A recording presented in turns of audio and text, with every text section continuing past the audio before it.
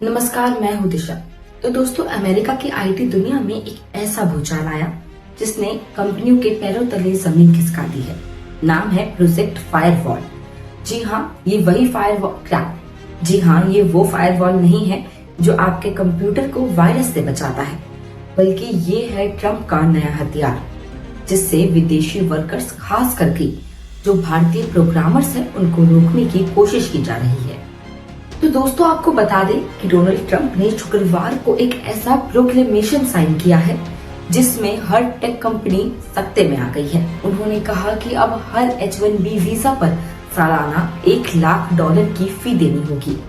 सुन रहे हैं ना, वन टाइम फी नहीं, ये है हर साल जो कि फीस दी जाएगी। यानी कि अगर कोई भारतीय इंजीनियर अमेरिका जाता है और 3 साल तक काम करता है तो अमेरिका को $3,00,000 देने होंगे, यानी भारत के हिसाब से लगभग 2.5 करोड़ रुपए। ये कोई साधारण फी नहीं है। इसे आप फाइन कह सकते हैं या फिर पेनल्टी कह सकते हैं, या फिर एक किस्म का टैरिफ मान लीजिए। जैसे ट्रंप ने गुड्स पर टैरिफ लगाया था, अब टैलेंट पर भी टैरिफ लगाया जा रहा है। याद कीजिए, जब ट्रंप ने चाइना और इंडिया से आने वाले सामान पर टैरिफ लगाया था, सोचा था कि washing machine, TV, microwave, oven सब अमेरिका में बनने लगेंगे। लेकिन दोस्तों, क्या ऐसा हुआ? तो बिल्कुल भी नहीं, क्योंकि मैन्युफैक्चरिंग का इकोसिस्टम बनाने में सालों लगते हैं। चीन को 40 साल लगे इस मुकाम पर पहुंचने में, और ट्रंप चाहते थे कि रातों रात सब बदल जाए। नतीजा क्या हुआ? महंगाई का तूफान। अमेरिकन चिल्ला उठे, बाहर का सामान महंगा हो गया और अंदर तो कुछ बनता ही नहीं। अब वही गलती ट्रंप ने सॉफ्टवेयर के साथ कर दी है। फर्क इतना है कि अब सामान पर नहीं बल्कि दिमागों पर टैरिफ लगाया जा रहा है। तो दोस्तों, आपको बता दें कि H-1B वीजा को जीनियस वीजा कहा जाता है। पूरी सिलिकॉन वैली इन वीजास पर खड़ी है। गूगल, माइक्रोसॉफ्ट, अमेज़न, मेटा सबके दफ्तरों में भारतीय इंजीनियर्स बैठे हैं। अगर कल को H-1B बंद हो जाए तो सिलिकॉन वैली जमीन पर बैठ जाएगी। जैसे म्यूजिक बिना ताल के बेमतलब हो जाता है, वैसे ही सिलिकॉन वैली बिना भारतीय दिमागों के ध्वस्त हो जाएगी। तो अब ट्रंप का कहना है कि अगर इतना टैलेंट है तो पैसे दो, लेकिन ये एक सवाल खड़ा कर देता है कि पैसे देगा कौन? तो जवाब है कंपनी, यानी कि माइक्रोसॉफ्ट, गूगल जैसी कंपनियों को हर विदेशी इंजीनियर के पीछे $1,00,000 सालाना झोंकना पड़ेगा।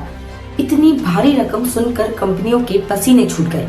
माइक्रोसॉफ्ट तो डर के मारे कह बैठा कि भैया, जो भी छुट्टी पर इंडिया गए हो सब छोड़ छाड़ कर 24 घंटों के अंदर अमेरिका लौट आओ, वरना कि फंस जाओगे।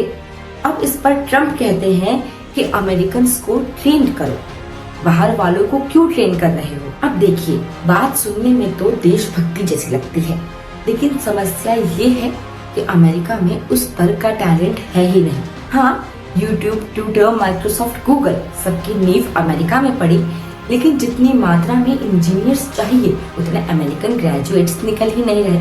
स्कूल ड्रॉप आउट्स का अनुपात ज्यादा है। जैसे अमेरिका मैन्युफैक्चरिंग में वॉशिंग मशीन बना सकता है लेकिन बनता नहीं, वैसे ही इंजीनियर्स पैदा कर सकता है लेकिन उतने बन ही नहीं पा रहे। सोशल मीडिया पर ये खबर जंगल की आग की तरह फैल गई कि इंडियंस कह रहे हैं कि तुम्हारे पास इतना टैलेंट है ही नहीं, बिना H-1B के सिलिकॉन वैली बंद हो जाएगी।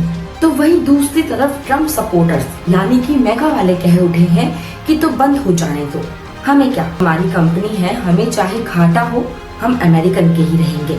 मतलब एक तरफ कंपनियां कह रही है कि टैलेंट चाहिए, तो दूसरी तरफ हाईलाइनर कह रहे हैं कि कंपनी चाहे बर्बाद हो, बाहर वालों को मत बुलाओ। तो देखिए दोस्तों, जैसे फिल्म में इंटरवल के बाद बड़ा ट्विस्ट आता है, वैसे ही यहाँ आया ट्रंप गोल्ड कार्ड। ट्रंप ने ट्रुथ सोशल पर ऐलान किया, आज से उपलब्ध है ट्रंप गोल्ड कार्ड। तो देखिए, सबसे पहले तो होता है इंडिविजुअल गोल्ड कार्ड, जिसमें $1 मिलियन रहता है।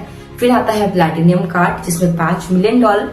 फिर कॉर्पोरेट गोल्ड कार्ड $2 मिलियन, यानी कि अगर जेब में पैसा है तो अमेरिका आओ, वरना दरवाजा बंद। और ट्रंप ने तो अपनी फोटो भी कार्ड पर छाप दी, जैसे किसी राजा के सिक्के पर उसका चेहरा होता था, वैसे ही यहाँ। तो दोस्तों, यहाँ सिर्फ आईटी या भारत अमेरिका संबंधों का मुद्दा नहीं है, तो ये रिपब्लिकन पार्टी के लिए भी आत्मघाती कदम साबित हो सकता है, क्योंकि कंपनियां, निवेशक और टेक्नोलॉजी सेक्टर इससे नाराज हो रहे हैं।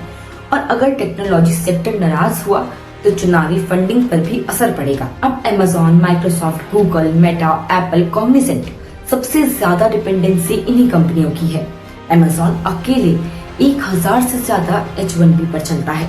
TCS यानी कि टाटा कंसल्टेंसी सर्विसेज भी टॉप पर है।